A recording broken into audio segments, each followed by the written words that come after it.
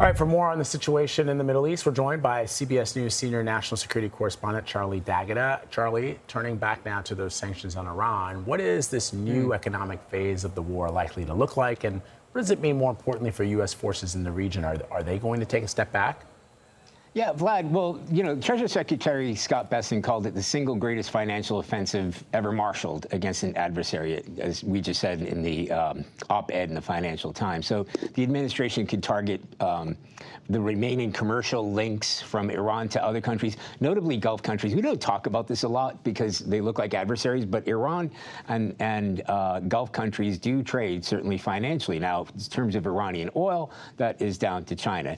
But Iran is warned, if that economic war continues, not a single drop of oil will be exported, neither through the Strait of Hormuz or anywhere else in the Persian Gulf. I'm quoting them. Iran will regard any country's participation in support for this economic war as an act of war against Iran. So what does this mean in real terms? Well, Iran has shown that they have an appetite for self-sabotage. It's the reason they shut down the Strait of Hormuz, which is hurting them as much as anybody else. But they also have other ways of going after oil pipelines or going after oil facilities elsewhere in the Gulf. And they've been doing it very successfully. Now, if America's economic war against Iran turns into a military reaction or retaliation from Iran, that's where it starts to engage U.S. forces. So you talked about a step back for U.S. troops. No, it's actually a step forward. The USS George Washington has arrived in that region. It joins and it's ready to fight, by the way. It's operational, according to officials that I spoke to. The Bush carrier, the Boxer amphibious with around 2,000 Marines, 50,000 U.S. troops in all. So not a step back at all, but stepping forward and bracing for whatever kind of Iranian retaliation they may see. He is already essentially in free fall due to the war and pre-existing sanctions on their country. They've shown that they can take the pain. So how might they retaliate to this economic D-Day? Well, so again, they can retaliate in the way of going after Gulf neighbors. And as you said, the currency in Iran has already plummeted just on the threat of this.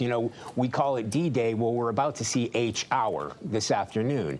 And I think what we have to look at here is what kind of timeline the secretary intends to put out there. If he's going to say, look, this happens immediately, or this is what we're going to go after, and whether that threat, which isn't against Iran. I mean, the United States can hardly sanction Iran anymore. This isn't anybody trading with Iran or any kind of financial institutions that are trading, both overt and covert. And when I mention overt and covert, that is what Iran has in its capability. It still has plenty of missile capacity, probably has built over this sort of downtime, has plenty of drones to attack oil facilities throughout that region, and other ways, not so overt in terms of blowing things up, cyber, et cetera. You saw what happened in the UK, of going after other kind of soft targets there. So Iran still has plenty of opportunities and plenty of weapons, a whole gamut of weapons to choose from in order to retaliate. And once again,